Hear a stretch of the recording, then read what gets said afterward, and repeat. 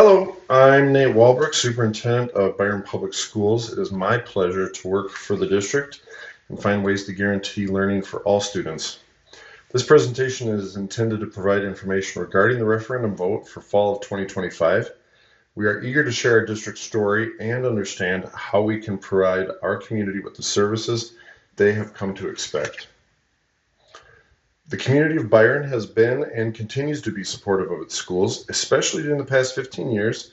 Byron's population has grown dramatically, and our town has proudly supported the construction and renovation of a number of spaces to keep students safe and promote a positive learning environment. Operating levies are slightly different from construction bond projects in that levies are intended to support the funding of the district's day-to-day operations.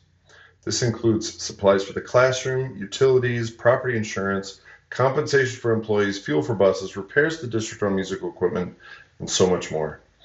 Unlike construction bonds, levies are assessed and reported on a per-student basis. Also, levies only tax residential, commercial, and industrial properties. Agricultural owners are taxed on the value of 1 acre of property where their home is built. Byron's last operating levy expired in 2018, and we have not had one in place since. The district did attempt a referendum of an $800 per pupil levy during the fall of 2024. The voters of Byron did say no to this question, but 42% of the voters did vote yes. One of the reasons Byron has been able to offer great programming for its community, despite not having a levy, has been the result of increasing enrollment. Most of the district's revenue sources provide funds to the district based on the number of students enrolled. Therefore, with increasing enrollment come increasing resources. The projected enrollment for the school year 25-26 is 2,304. District budgets are complex. They involve hundreds of lines of code for revenues and just as many for expenditures. This table here provides a straightforward summary of the Byron's resources over time. Revenues are the sum total of money collected by the district from all sources, while expenditures is the total spending by the district for a year.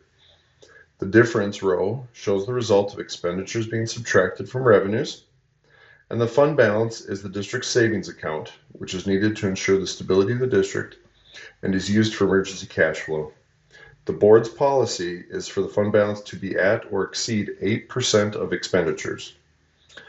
The audit is a yearly process used to verify the revenues and expenditures of the district. This audit is completed by an independent company, and the auditors provide a report of their school to the school board and to the Minnesota Department of Education that includes their findings and the verification of the revenues and expenditures. The 23-24 actual numbers are the result of completing an audit for that year. As can be seen during that year, expenditures outpaced revenues by more than $1.7 million. I will address the why for that shortly. Although the 24-25 school year is completed, the budget has not been audited, so we can only operate on the records we have maintained. Preparation for the audit is already underway with an anticipated completion around the beginning of October. The school board approved these numbers for the 25-26 school year. This includes the results of some very difficult decisions during the past 2 years. In setting the budget, the school board makes a number of assumptions, such as the total student enrollment, what the price of fuel will be, cost of staff, and more. As the budget is due by June 30 for the coming school year, the board needs to make educated assumptions about the future. Similar educated assumptions are used to provide our best projections into the quote-unquote distant future. These projections are conservative on the revenue side and liberal on the expenditure side in an attempt to plan for a bad case scenario. The validity of each new year of projection is reduced as the impact of unforeseen variables has a growing influence on the revenues and expenditures of the district. These projections are useful to set a direction, but caution is warned when looking too far into the future. With the current budget, we see that the district is not able to sustain its programming in a budget-neutral way as we get into the future. We do begin deficit spending in school year 27-28. We begin running a negative fund balance during the 28-29 school year, and we arrive at a fiscal cliff during the 29-30 school year. The district's current budget story is unique in some ways, but is common to other districts in Minnesota in other ways. I want to spend some time on each of these issues to provide a useful summary for you. There are 4 pressing issues impeding a stable budget for Byron Public Schools. I'll introduce each of these topics now and provide additional details after this introduction. During the budgeting process for the 22-23 and the 23-24 school years, incorrect budget practices were used which did not accurately portray all of the resources of the budget. While Byron Public Schools has enjoyed enrollment increases for many years, a changing pattern for this enrollment is beginning, which does have impact on the budget. The inflationary pressures impacting all has consequences for the district as well. Sadly, revenue sources for the district have not kept pace with these changes, resulting in a gap of nearly $1,400 per student.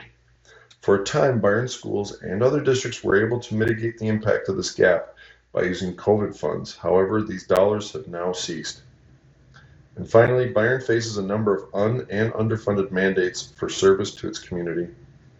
In response to these budget challenges, Byron Schools has eliminated more than $3 million from its expenditures to balance the budget. As mentioned, when districts build their budgets for the next school year, they are required to make assumptions about the revenues they will collect and the dollars they will spend. During the budgeting process of 22-23 and 23-24, faulty assumptions were made when building the budget for the following year. In addition, a number of revenue and expenditure items were misrepresented, leading officials to assume more resources were available than actually were. As projections for the future are based on these budgets, subsequent decisions exacerbate the impact of these financial planning errors. In Byron's case, a number of 2-year labor agreements were reached that depended on the problematic budget numbers. As shown, the district budgeted nearly $21 million for staff compensation in 23-24, but ended up actually paying almost $23 million. As 80% of the district's expenses are related to staff compensation, a miscalculation involving these expenditures creates major issues in the future. I recognize the array of emotions staff, students, and community members have felt during the past couple of years due to these flawed budgets. Many very difficult decisions have been made to correct these consequences. The district has taken a number of measures to ensure oversight and expertise is consistently and directly involved in the budget moving forward. First, the district has hired a full-time director of finance and operations. This individual provides the skill set and experience required to appropriately and effectively oversee the district's resources. In addition, the district has established a budget committee which meets monthly to review reports, analyze expenditures of the district. And finally, new leadership within the district is establishing best practices to consistently manage, record, and reconcile revenues and expenditures. For many years, Byron's population growth has increased the number of students enrolling in the district year over year. While some of this growth has been from Byron residents, many of these students are enrolling from other districts. These are also known as open enrolled students. Each open enrolled student to Byron generates revenue for the district from state and or revenue or federal sources. This chart depicts the change of enrollment at Byron from the previous year. Current trends across the state and region point to a trend towards declining enrollment for Byron and other districts. Since most enrollment comes from residents, declining enrollment begins to impact elementary schools first. As larger classes of students graduate, they are quote-unquote replaced by fewer numbers of students in kindergarten. And despite this reduction in enrollment at the younger grades, students and families need and expect a similar level of service and support as was provided to previous classes. Perhaps the largest single reason for Byron's financial situation results from inflation over time. This chart compares per-student funding provided to Minnesota districts over the past 20 plus years. That number is shown by the gold line. The black line above it indicates the per-pupil funding for the district had that funding kept pace with inflation. Districts use operating levies to quote-unquote fill the gap between the revenues they are receiving and the amount they should be getting. In the case of Byron, this gap is nearly $1,400 per student. Multiplied by the estimated enrollment of 2,304 students for this year, and that amounts to more than $3 million of annual funding that the district needs to try and find a way to make up for. The last reason for Byron Public Schools' financial situation are or underfunded mandates. Schools are required by state and federal governments to provide a wide range of instructional and community services. When these governments sign mandates for schools into law, schools must comply, regardless of whether or not there is a revenue source to support the rule. The long list of mandates districts are required to comply with features a number of expectations that are not directly funded. As such, a district is required to allocate funds from other parts of the budget to cover the cost of the mandated service. Perhaps the best example of an underfunded mandate is special education. Like other public schools, Byron is required to provide services to students with disabilities. Before I go any further, please know that we are so proud and glad to serve all of our students and their families, regardless of their needs. You should also know that state and federal governments require very prescribed processes to evaluate, document, serve, and assess progress for students that receive special education services. Unfortunately, the funding we receive to provide these services falls short of the cost to serve. For example, during the 22-23 school year, Byron spent $3 million on special education services and received around $2 million from state and federal sources. The trend grew during the 23-24 school year, where Byron Public Schools paid $1.3 million to cover the difference between expenditures and revenues. To continue to provide the expected level of service for students and families of Byron, the district will be asking the community to consider 2 referendum questions in the fall. The first question is for a $700 per pupil operating levy. This levy would adjust with the rate of inflation once per year and would be in place for 10 years. This question represents a change from the previous year's $800 per pupil ask. After surveying the community, speaking with community members, engaging focus groups, and working with leadership, the school board felt $700 per pupil would provide adequate funding to balance the needs of the district, while also being sensitive to the tax tolerance of the community. $700 per pupil does represent only half of the gap between what the district is receiving compared to what it should be receiving had revenues kept pace with inflation. The second question is for a $250,000 per year capital projects levy. This is also called a tech levy, as funds from this type of levy can only be used for technology in the district. As with the operating levy, the tech levy would be in effect for 10 years. This investment would sustain the constant need for technology to be updated to prevent breaches of data and ensure access to our systems for students, staff, and families. As written on the ballot, the tech levy question is only able to pass if the operating levy question passes. This table demonstrates the impact to the district's finances if both questions pass in November. The increase of revenue from the levies begins during the 26-27 school year. These revenues immediately stabilize Byron Public Schools' finances. Despite pessimistic projections into the future, we do not end up deficit spending until the 29-30 school year. Admittedly, that year can feel deflating. However, please recognize that there are 4 different legislative sessions between now and then, and some of that year's kindergarten class has only barely been born right now. Also of note, the district's fund balance account stays above the required 8% level after the levies begin to be collected. This provides our school with the financial security our community deserves to address emergency and unforeseen issues. Our students, our teachers, and our classrooms are the centerpiece of our organization. As such, if the levy passes, revenues will be dedicated to these 3 areas. We anticipate nearly 40% of the revenues going to support our students. We will be able to sustain learning intervention and enrichment programs to guarantee student growth. Our elective programs will be preserved to continue offering an array of choices and preparation for our students. Our class size will be able to be maintained and potentially reduced in some cases, ensuring students get the attention they need. As mentioned before, we would also be ready to invest in upgrades and replacements to our information systems to keep our students and their data protected. Our teachers are a big reason our district is successful. While not all of our professionals carry the official title of teacher, we all take our responsibilities to teach students seriously. We want to remain an attractive place for staff members to work and attract the best professionals to help lead us into the future. Also, our staff need updated tools and technology to provide an immersive, supportive experience for students.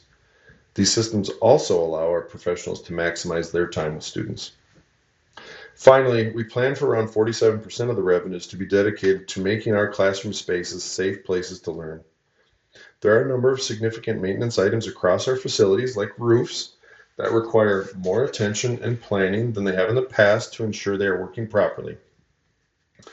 We also will be developing more consistent plans to schedule regular maintenance of all of our facilities to provide attractive, safe areas for the students and for our community to enjoy. Finally, as mentioned, part of the revenue will be used to bring the fund balance to proper levels. As I shared earlier, I do know the district has navigated difficult circumstances during the previous years. In the event the levy vote fails, we do respect the decision of our community, but we would need to make further adjustments to our programs to balance our budget. In order to maintain a positive fund balance for as long as possible, the district would need to reduce expenditures by at least $600,000 for the 26-27 school year. This would allow Byron Public Schools to maintain a positive fund balance through the 27-28 school year. Determining items to reduce is a very difficult task. Leadership needs to first determine what is needed to accomplish the statutory requirements of our programs, and many decisions are based on what those requirements are from state and federal governments. I recognize these ideas involve the employment of individuals in our district. At this point, only general programs and their costs are being explored with no consideration to licensure or seniority implications. I do feel it necessary to be open, honest, and transparent about the items that are being considered in the event the levy does not pass. These items should not be construed as an indictment nor an endorsement of programs nor people, rather as an obligatory measure to strategically plan for the district. In reviewing these requirements and previous considerations and actions taken by the district, we would move to reduce and eliminate our intervention and enrichment programs that we offer. Additionally, we would look to increase class sizes across the district, including reducing elective offerings at the high school and middle school with the potential of reconfiguring the bell schedules. Also, we would reduce student access to technology at the elementary schools. Even with these measures, Byron Public Schools will face statutory operating debt, SOD, as soon as the 28-29 school year. A district enters SOD when its fund balance falls at or below a negative 2% of expenditures. For districts in SOD, the Minnesota Department of Education works with district leaders to develop plans to bring the district's budget under better control. In some cases, districts lose significant local control over how their year-to-year operations and budgets are developed until their finances are stabilized. We will continue to work to create a stable future for Byron Public Schools. Our community has consistently demonstrated support for the work of our schools, and over the coming weeks, a lot of information will be shared with our staff and community about the district's finances, the referendum, and the future. We are nearing completion of a referendum website that will house most of this information. One of our most popular pages will undoubtedly be the tax calculator. This interactive tool allows residents to enter the property value of their property and see the tax impact of the levy questions. The average property in Byron is valued at $375,000, and the monthly impact of question 1 would be $37, while the impact of question 2 would be $4. You can scan this QR code right now to find out the tax impact of your property. Please get involved, educate yourself, ask questions. Please vote. There will be chances to vote early at the district office. Please take advantage of those chances so that you're not stressed out on election day. If you have any questions, please let me know. I'm also open to any feedback about this presentation, messaging that we're doing, and more. Thank you so much for your time and everything you do for Byron Schools.